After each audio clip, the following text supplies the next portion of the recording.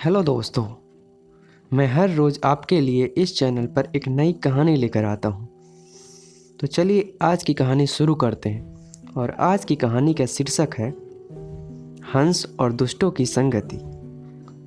पुराने समय की बात है। एक राज्य में एक राजा था।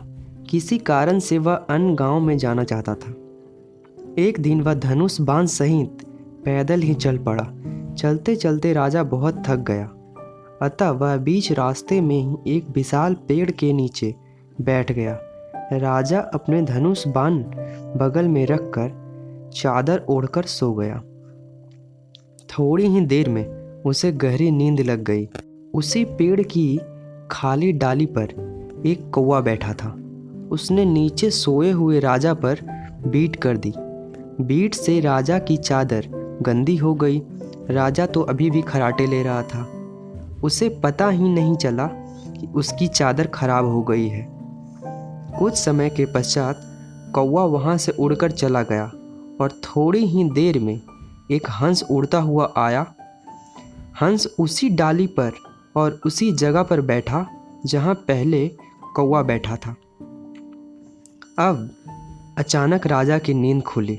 उठते ही जब उसने अपनी चादर देखी तो वह गंदी चादर देखकर वह बहुत ही क्रोधित हुआ। उसकी नज़र ऊपर वाली डाली पर गई जहाँ बैठा था हंस। राजा ने समझा कि यह सब इसी हंस की ओछी हरकत है, इसी ने मेरी चादर गंदी की है।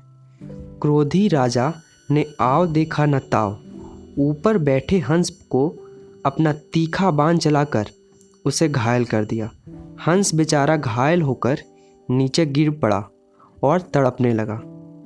वह तड़पते हुए राजा से कहा, मैंने ऐसा कौन सा अपराध किया है? तुमने मुझे अपने तीखे बाणों का निशाना बनाया। मैं तो निर्मल जल में रहने वाला प्राणी हूँ। ईश्वर की कैसी लीला है, सिर्फ एक बार कौवे जैसी दुष्ट प्राणी की जगह पर बैठने मात्र से ही व्यर्थ में मेरे प्राण चले जा रहे हैं। फिर दुष्टों के साथ सदा रहने वालों का क्या हाल होता होगा।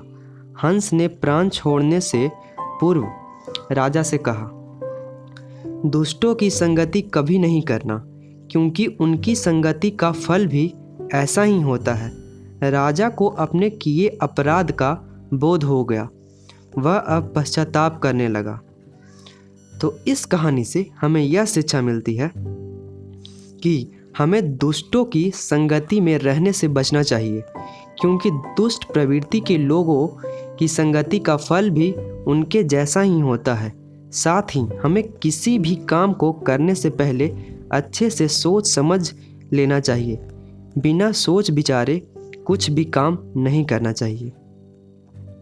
तो दोस्तों, सीखते रहिए, सिखाते रहिए और आगे बढ़ते रहिए।